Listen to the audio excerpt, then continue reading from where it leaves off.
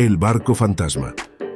El día en que el Orpheus apareció frente a la costa, todo cambió para el equipo de biólogos marinos que trabajaba en la isla del Faro.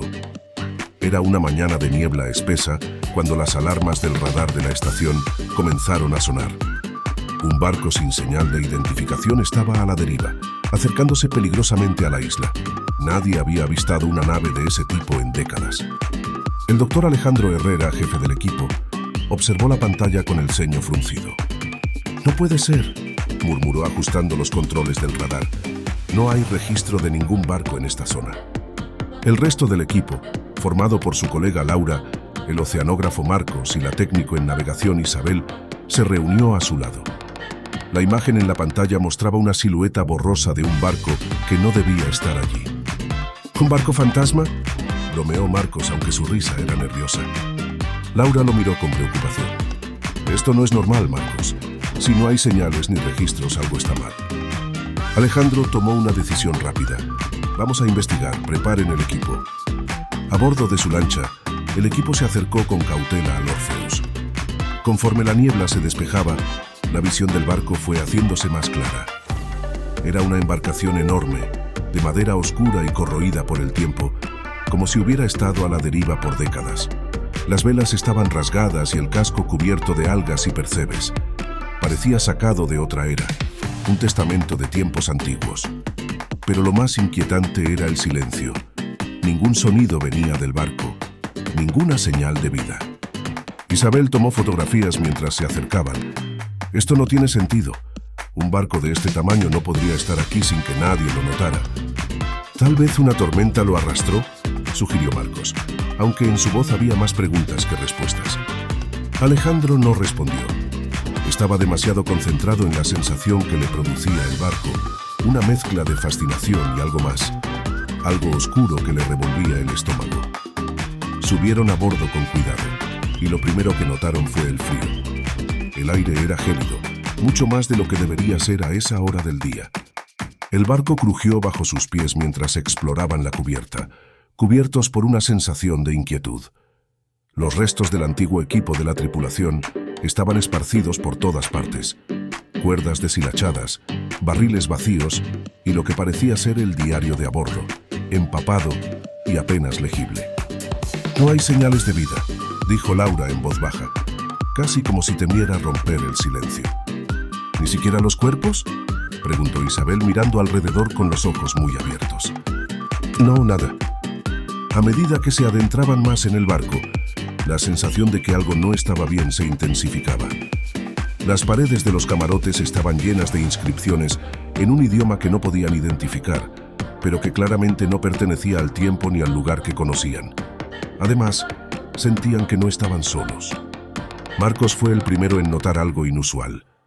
Estaba en la bodega cuando vio un movimiento rápido por el rabillo del ojo, como una sombra que pasó rozándole. Se detuvo, respirando hondo, y encendió su linterna para mirar mejor.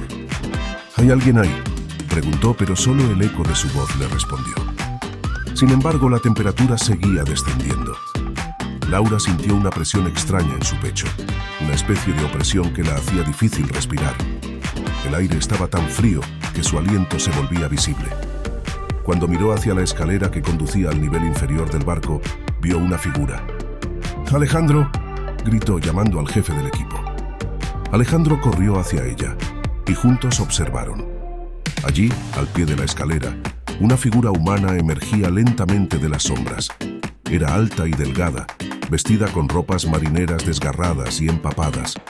Pero lo que más les impactó fue su rostro, o la falta de uno. Donde deberían haber estado los ojos y la boca, había solo oscuridad.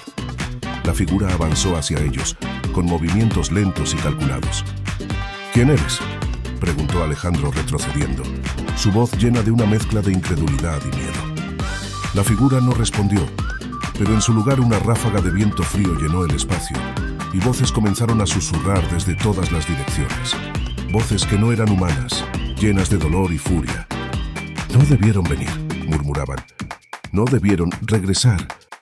En ese momento, más figuras comenzaron a aparecer, emergiendo de las paredes del barco, del suelo, de la oscuridad. Eran los espíritus de la tripulación del Orpheus, hombres condenados a vagar eternamente entre la vida y la muerte. Sus cuerpos estaban mutilados y sus ojos brillaban con odio y desesperación. Laura retrocedió temblando, mientras una de las figuras extendía una mano hacia ella. El frío que emanaba era insoportable, como si le estuviera succionando el calor y la vida misma. «Tenemos que salir de aquí», gritó Isabel desde la cubierta. «Algo no está bien». Alejandro y Marcos se movieron con rapidez, pero las sombras parecían multiplicarse a su alrededor. Intentaron correr hacia la lancha, pero el barco los envolvía como si fuera un laberinto en movimiento. Cada pasillo que tomaban parecía alargarse más, y las escaleras que los llevaban hacia arriba parecían hundirse en la oscuridad. «No fue un accidente», susurró una de las voces detrás de ellos. «Fuimos traicionados». «¿Qué quieren de nosotros?», gritó Marcos desesperado. Una de las figuras, el que parecía ser el capitán de esa condenada tripulación, avanzó hacia ellos. Su voz resonó en sus cabezas sin mover los labios. «Queremos justicia, queremos venganza». El grupo se detuvo cuando la figura del capitán se reveló por completo. Su rostro estaba deformado, cubierto de cicatrices, y sus ojos vacíos parecían brillar con un fuego espectral. Entonces, todo encajó. El Orpheus no había sido simplemente un barco maldito. Había sido parte de un siniestro plan para sacrificar a su tripulación. Los hombres fueron enviados a la deriva hacia aguas desconocidas, destinados a morir por las decisiones de sus superiores en tierra firme. Y ahora, sus almas no descansarían hasta que los responsables pagaran. Pero en ese momento, ellos, los exploradores, se convirtieron en los culpables por estar en el lugar equivocado. «Sus almas quedaron atrapadas aquí», dijo Alejandro, su voz llena de terror. «No buscan justicia, solo buscan más almas para hundirse con ellos». El capitán alzó una mano y el barco entero comenzó a estremecerse. La madera crujía como si estuviera viva y el mar alrededor comenzó a agitarse. «¡Corre!», gritó Laura tirando de Alejandro mientras corrían hacia la lancha. A duras penas lograron llegar a la cubierta, pero antes de que pudieran saltar a su lancha, una de las figuras espectrales los alcanzó. Isabel fue la primera en sentir el toque helado. Gritó cuando sus piernas comenzaron a entumecerse, como si el frío la estuviera congelando desde el interior. «¡Ayúdenme!», gritó, pero sus compañeros no podían acercarse. Alejandro y los demás no tuvieron más remedio que correr, saltando a la lancha mientras las sombras los perseguían. Los motores rugieron y el barco Orpheus se alejaba, envuelto nuevamente en la niebla, pero las figuras seguían ahí, mirando desde la cubierta, con los ojos llenos de odio eterno. Nunca lograron salvar a Isabel.